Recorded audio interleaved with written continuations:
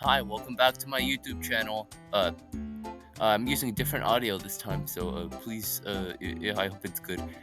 Today we're doing Yokai Watch 2, uh, and that game is one of my favorites in the series, probably the best one in my opinion, especially with its third version that I'll go into later.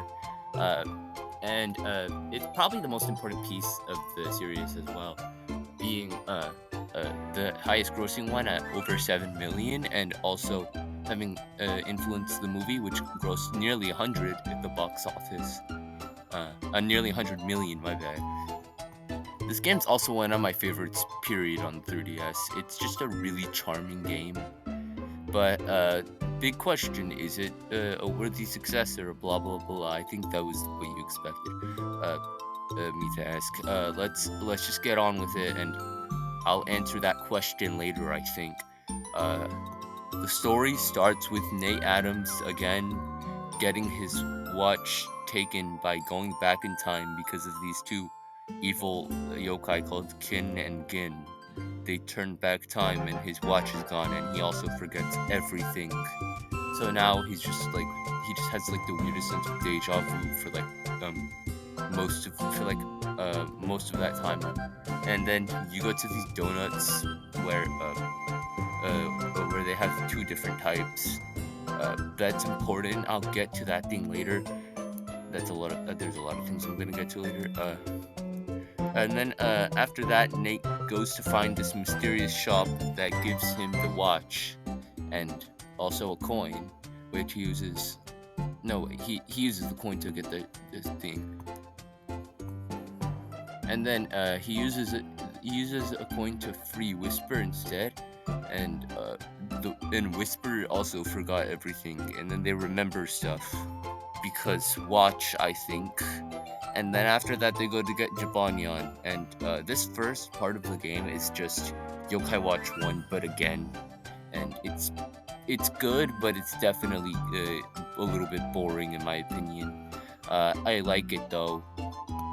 And then after that, we don't really do all too much for a while. It just becomes Yokai Watch 1's episodic stories where you just have yokai causing trouble and Nate has to go stop.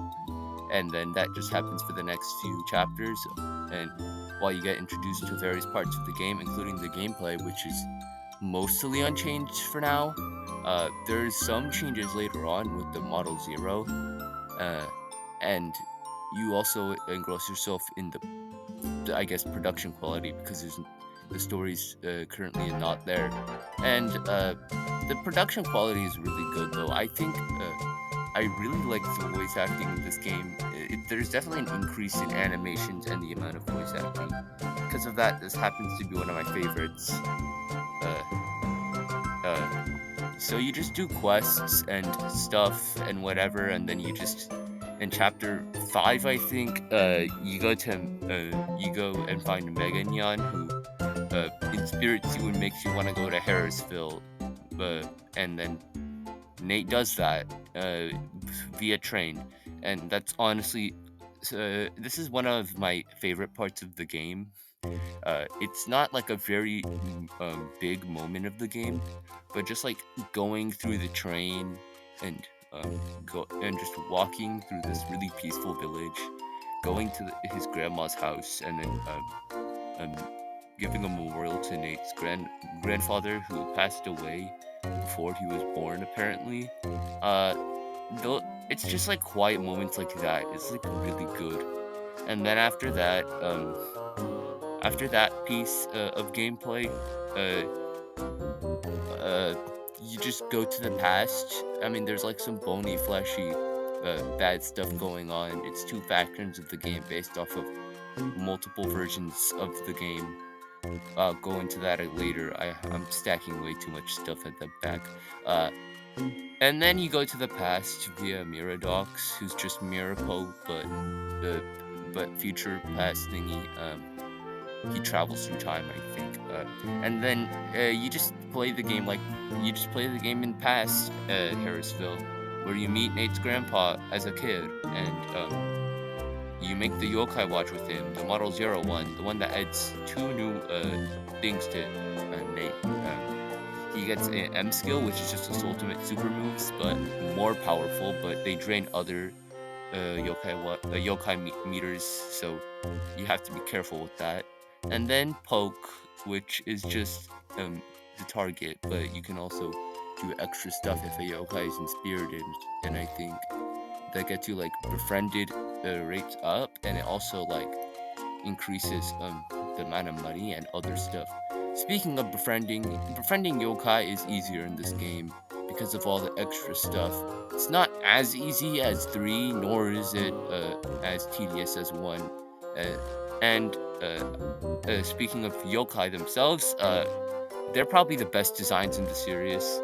My favorite in this game is Hovernyon, because of course it is. Why would it not be? Everybody loves that guy. You can also do these missions that are important involving the classic yokai. Classic yokai are just yokai, but like from closer to Japanese mythology. So then you just go free these yokai, and then they become your friends, and they help you in the fight against something. It's kind of revealed later that it's the wicked yokai to them. To us, we just see them. And then after that, they go fight with the bonies and fleshies. There's some downtime in the plot in between those moments, and I do like the downtime, especially the small stuff like Nate summoning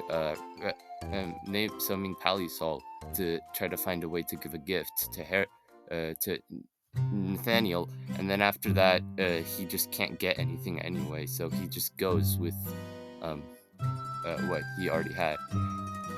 And then you fight in the war between the bonies and fleshies, the two factions, because they're fighting. You're either gonna get a side depending on which version you have, or if you have the third version of the game, you get to choose which side. And then you fight in a war, and then apparently they're both being manipulated by the wicked yokai.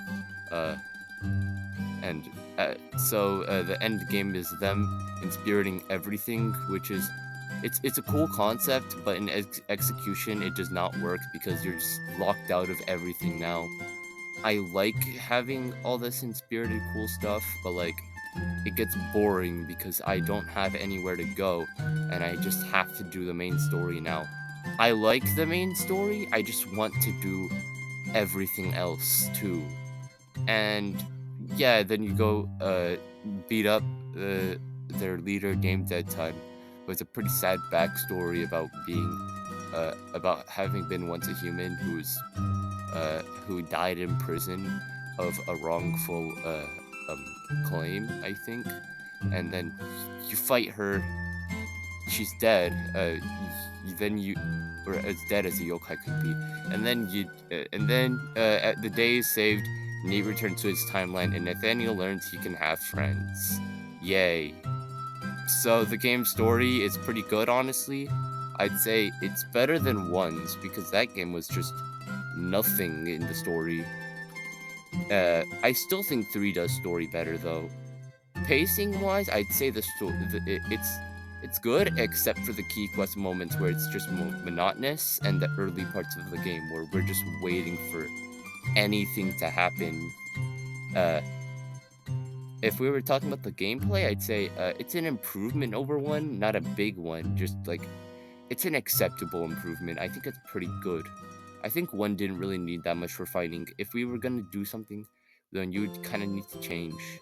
But there's like a lot of extra content too. It's not just the main game. You got the infinite tunnel again, but you also got blasters, which is a side mode that would later become its own separate game. I couldn't play it for the review because Citra was not working with me. I already played it before though, so Abdullah Smash gameplay right in the screen. I think it's a pretty fun mode, but there's like nothing in it. It's fine, but I don't really care. But the other stuff like the summoning app is pretty fun. I like listening to music, especially just extra songs from 1. I like watching the cutscenes again in the Movies app.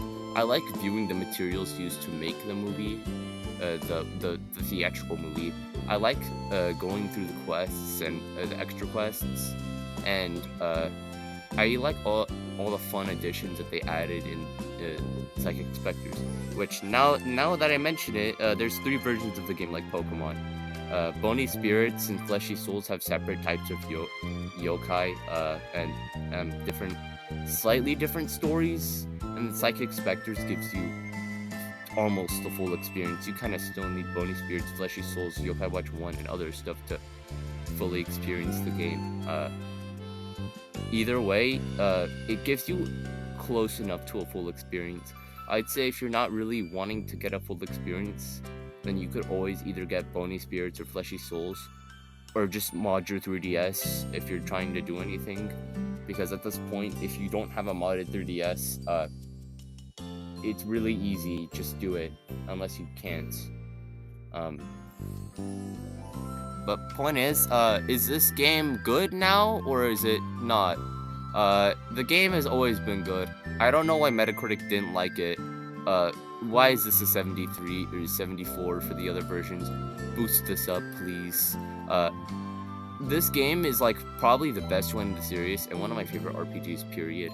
It's got the best yokai designs, probably the second to best story or third to best, I don't know.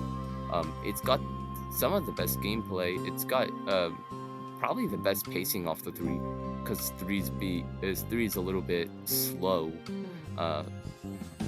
And honestly, I'd say it's even better than other RPGs on the system, like Monster Hunter Stories and Pokemon and Digimon and etc. Either way, I hope you guys liked watching the video. I think I'll see you all next time. I don't really know what I'm gonna do next. It's probably gonna not be a review. I'm thinking to do a random Yokai Watch video idea. See you guys. Bye. Still there? Leave.